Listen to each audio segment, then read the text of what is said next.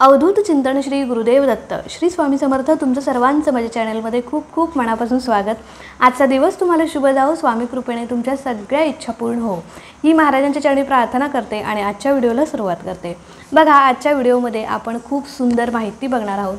बघा, कोणतीही सेवा करण्याच्या आधी संकल्प कसा करावा।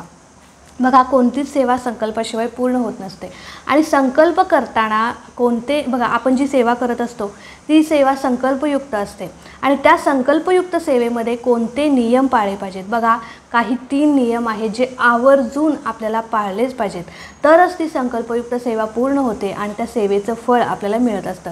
बघा, एखादा तुम्ही संकल्पयुक्त सेवा केलेली आहे आणि त्याचे नियम तुम्ही पाळत नाहीत, उगाच करायचे म्हणून करत आहात किंवा कोणी सांगितलंय म्हणून तुम्ही सेवा चालू केलेली आहे, त्याचा अजिबात उपयोग नाही।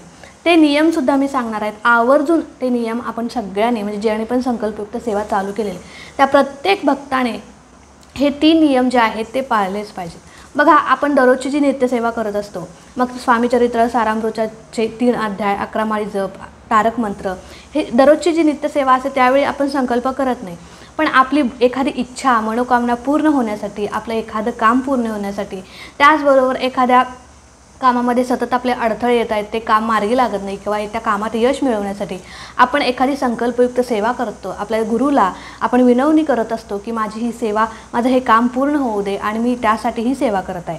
तर ती सेवा करताना आधी आपल्याला संकल्प करावा लागतो। आता सेवा कोणती करत असतो आपण, मग 21 स्वामी चरित्र सारामृताचे 108 पारायण किंवा 21 पारायण, 51 पारायण किंवा तारक मंत्राचं अनुष्ठान आपण करत असतो, त्याचबरोबर नामस्मरणाचं आपण अनुष्ठान करत असतो, या सगळ्या 11 गुरुवारचं आपण अनुष्ठान करत असतो। तर या सगळ्या सेवा करत असताना त्याआधी आपल्याला संकल्प करावा लागतो आणि मगच ती सेवा चालू करावी लागते।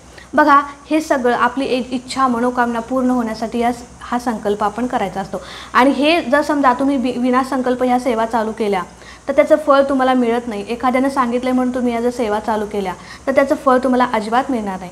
पण संकल्प का करायचा हो, तर बघा, एखाद्या वेळेस काय होतं की संकल्प ज्यावेळी आपण करतो त्यावेळी ती जी सेवा आपण करत असतो ती पूर्णपणे आपल्या हातून दररोजच्या दररोज घडतच असते, अजिबात त्यामध्ये आपण खंड पडून देत नाही किंवा ती सेवा चुकवत नाही। पण विना संकल्पाचं जर आपण सेवा करत राहिलो तर एखाद्या वेळेस आपल्याला कंटाळा येतो, मग आपण म्हणतो की नको राहू दे, कंटाळा आलेला आहे असं वगैरे आपल्या मनात येतं आणि ती सेवा आपल्या हातून घडत नाही। पण ज्यावेळी आपण संकल्प करतो त्यावेळी कितीही काही काम असू दे, कंटाळा येऊ दे, किती अडचणी आल्या तर ती सेवा आपण चुकवत नाही, का तर आपण संकल्प केलेला आहे। म्हणून आपली सेवा चुकून द्यायची नाही किंवा ती सेवा पूर्णपणे निर्विघ्नपणे पूर्ण होण्यासाठी आपल्याला आधी संकल्प करायचा असतो। तर हाच संकल्प योग्य पद्धतीने कसा करायचा तेच आजच्या आपण व्हिडिओमध्ये बघणार आहोत। चला तर योग्य पद्धतीने कोणतीही सेवा करण्याआधी संकल्प कसा करावा ते आपण बघूया। बघा, ज्यावेळी आपण एखादी संकल्पयुक्त सेवा चालू करणार आहे त्याआधी संकल्प करण्यापूर्वी आपल्याला आपली जी नेहमीची देवपूजा आहे ती पहिल्यांदा करून घ्यायची आणि त्यानंतर संकल्प करून संकल्पयुक्त सेवेला सुरुवात करायची आहे। बघा, संकल्पयुक्त सेवा करत असताना आपल्याला आवर्जून कोणते नियम पाळलेच पाहिजेत आणि ते नियम पाळले गेले तरच आपली सेवा पूर्ण होत असते आणि आपली इच्छा मनोकामना पूर्ण होत असते। म्हणून संकल्पयुक्त सेवा करत असताना कोणते नियम पाळले पाहिजेत हे सुद्धा मी व्हिडिओच्या शेवटी सांगणार आहे, सो व्हिडिओ स्किप न करता पूर्ण शेवटपर्यंत बघा। चला तर आता संकल्प कसा करायचा ते आपण बघूया। आता संकल्प करत असताना पहिल्यांदा तुम्हाला इथे एक डिश घ्यायची आहे, प्लेट घ्यायची की तुमच्याकडे तामण असेल तर तुम्ही तामण घेऊ शकता। आता त्यानंतर तुम्हाला हातामध्ये थोडंसं पाणी घ्यायचं, ओम केशवाय नमः असं म्हणायचं आणि हे पाणी जे आहे ते पिऊन टाकायचं। त्यानंतर दुसऱ्यांदा पाणी घ्यायचं, ओम नारायणाय नमः असं म्हणायचं आणि हे पाणीसुद्धा पिऊन टाकायचं। त्यानंतर ओम माधवाय नमः असं म्हणायचं आणि परत एकदा हे पाणी पिऊन टाकायचं।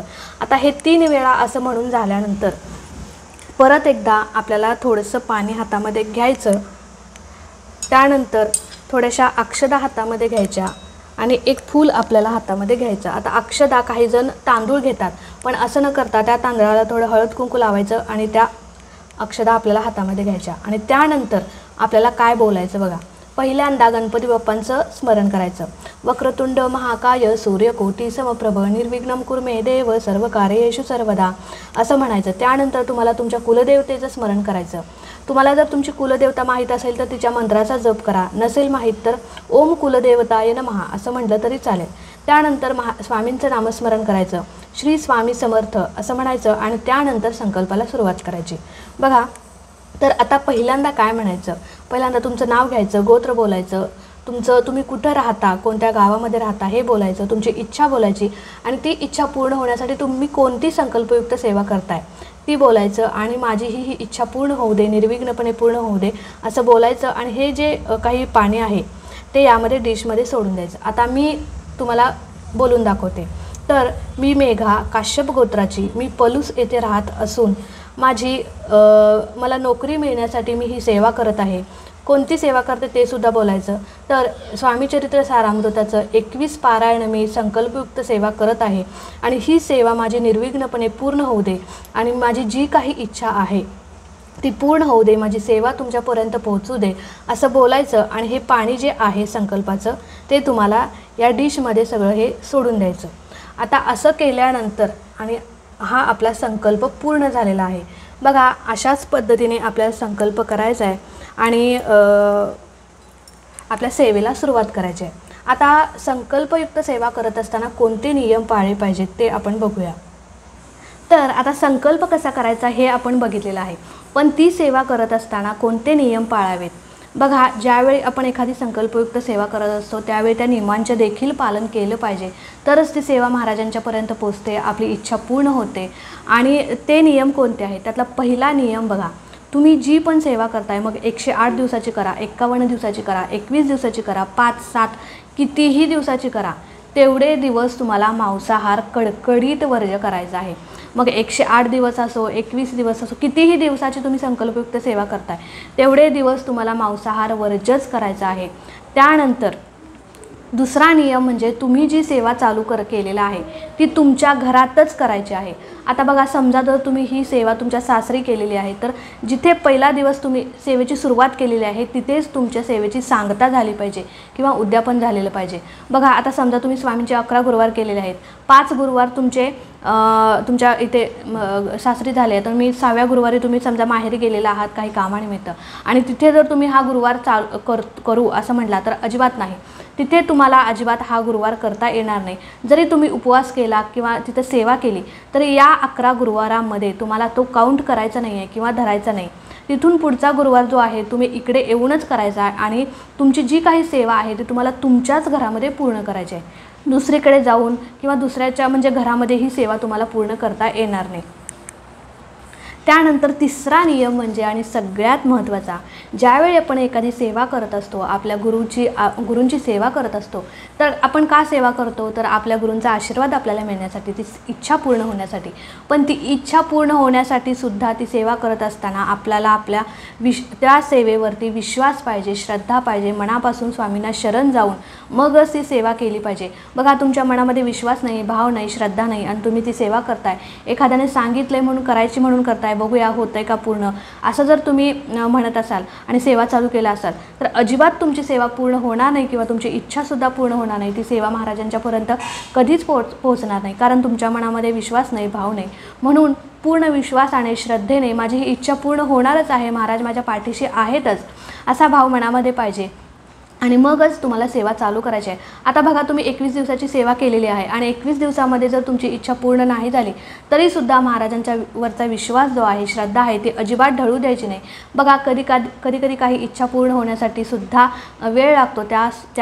म्हणजे ती इच्छा पूर्ण व्हायला सुद्धा आपली कर्म जबाबदार असतात आणि महाराजांना माहीत आहे की याला कधी द्यायचं, ह्याची इच्छा पूर्ण होण्यासाठी अजून किती वेळ आहे, काय आहे हे महाराजांना माहीत आहे. योग्य वेळ आले की महाराज नक्कीच देतात. म्हणून 21 दिवसाची मी सेवा केलेली आहे आणि माझी इच्छा पूर्ण झाली नाही, मग आता परत मी सेवा करणार असं अजिबात नाही. बघा, तुम्हाला मनोभावे मनापासून श्रद्धा ठेवायचीच आहे, सेवा करायचीच आहे.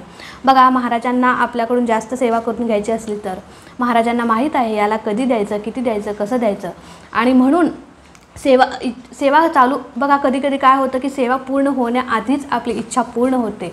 तर इच्छा पूर्ण झाली नाही म्हणून नाराज व्हायचं नाही किंवा ती सेवा अर्धवटच मध्ये सुद्धा सोडून द्यायची नाही.